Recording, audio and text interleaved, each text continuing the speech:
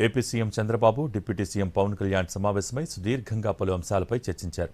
తాజా రాజకీయ పరిణామాలు, భవిష్యత్ కార్యాచరణ, రాజ్యసభ సీట్ల భర్తీపై 2 గంటలకు పైగా ఇద్దరి మధ్య చర్చ జరిగింది.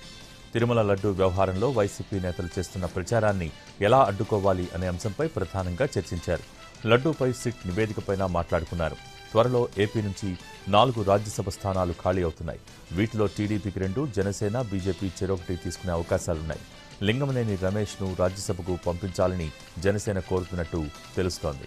కింది స్థాయిలో టీడీపీ, జనసేన కార్యకర్తల మధ్య ఉన్న విభేదాలపై వైసీపీ లబ్ధి పొందాలని చూస్తోందని భావించిన ఇరు పార్టీల అగ్రనేతలు ఇలాంటి సమయంలో కలిసుంటేనే కలదు బలం అనే సందేశాన్ని 2 పార్టీల శ్రేణుల్లో బలంగా తీసుకెళ్లాలని నిర్ణయించినట్టు తెలుస్తోంది. నామినేటెడ్ పదవుల 2వ జాబితాపై కూడా కసరత్తు దాదాపు పూర్తయినట్టు సమాచారం. మొదటి జాబితాలో చోటు దక్కని సీనియర్లకు, కష్టపడ్డ కార్యకర్తలకు ఈసారి ప్రాధాన్యత ఇస్తూ సమతుల్యత పాటించాలని నిర్ణయానికి వచ్చారని తెలుస్తోంది.